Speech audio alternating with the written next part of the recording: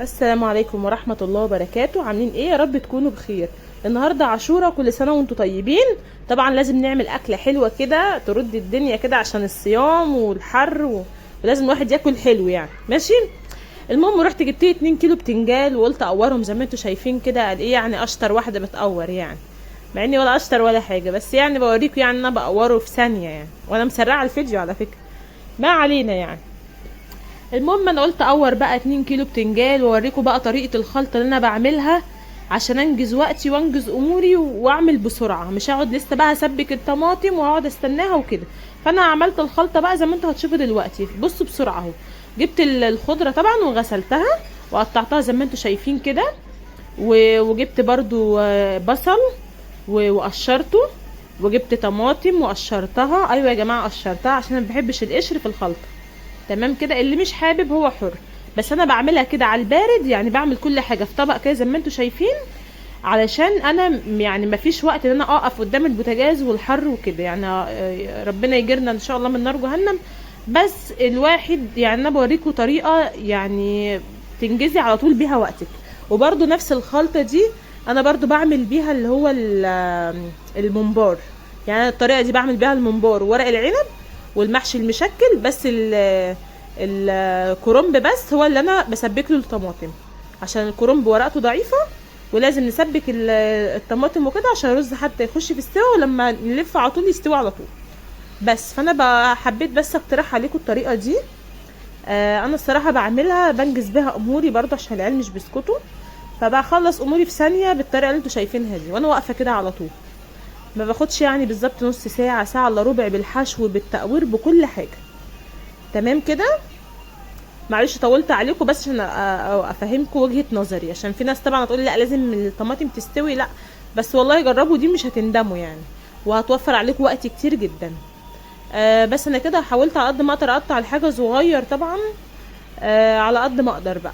اللي بصوا كل واحده عايزه تبشريها، بس ابشريها على الواسع لو انت حبيتي تبشري يعني. وابشريها على الواسع مش على الضيق عشان ما تنزلش ميه. لو مش حابه قطعي البصله مكعبات زي ما انا عملت كده. وغسلت الرز طبعا ونضفته ونزلته كده على باقي الخلطه اللي انا عملتها. هقول لكم بقى التوابل والملح والحاجات اللي انا هحطها. طيب دلوقتي انا حطيت شويه زيت. حلو كده. هحط بقى المرقه. وبعد كده هحط بابريكا وكمون وفلفل اسود. وطبعا لازم الملح بقى ظبطي على الكميه اللي انت هتحطيها. اللي انا حاطاه ده نص كيلو رز او كيلو الا ربع.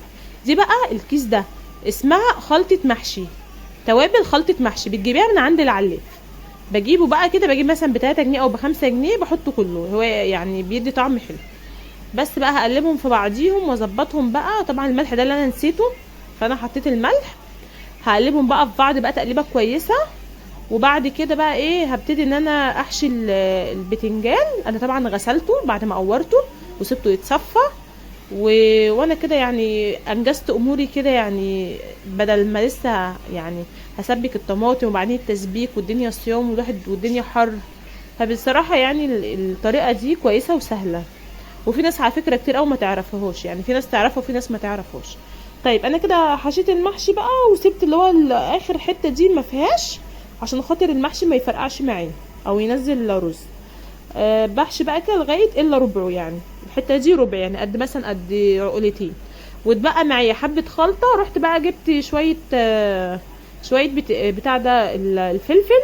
حطيته على البتنجان زي ما انتوا شايفين كده. يعني رصيت كل الحله دي بتنجان، والرصه الاخيره دي فلفل. وبرده بوريكم ان انا برده هعمل جنب الاكل ملوخيه. وبرده جبت الوراك رخصت طبعا، والفراخ رخصت شويه مش كتير. جبت لي مثلا قيمه وركين. قطعوا معايا كيلو الا جرامات بسيطه ب55 جنيه. يعني هو الكيلو ب65 جنيه. تمام. اللي هو الوراك والبانيه ب150 جنيه. دي اسعار النهارده على فكره.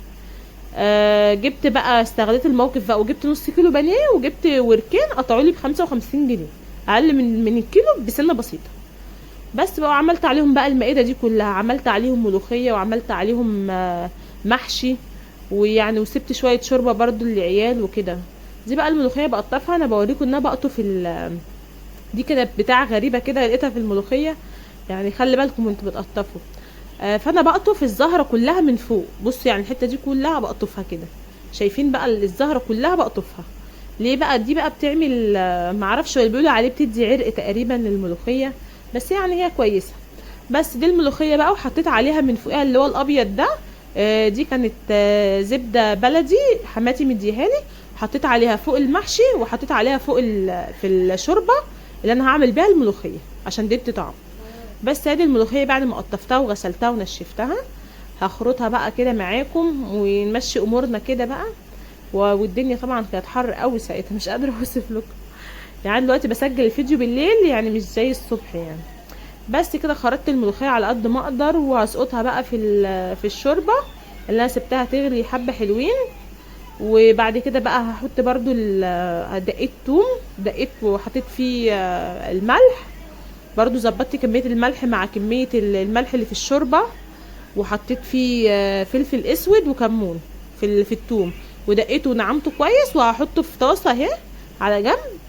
وحطيت برضو معاه الزبده اللي حماتي مديها لي، وحطيت سنه زيت بسيطه عشان التوم ياخد لون.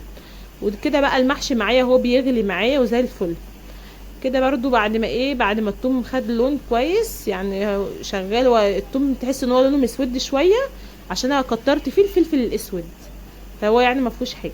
بس انا كده عملت بقى طشيت الطشه، والملوخيه كده اتظبطت واتعملت والحمد لله. كده بقى اهو الوركين اللي حيلتنا اللي انا قلت لكم عليهم هحمرهم عشان برضو انجز اموري واخلص حاجتي بدري بدري.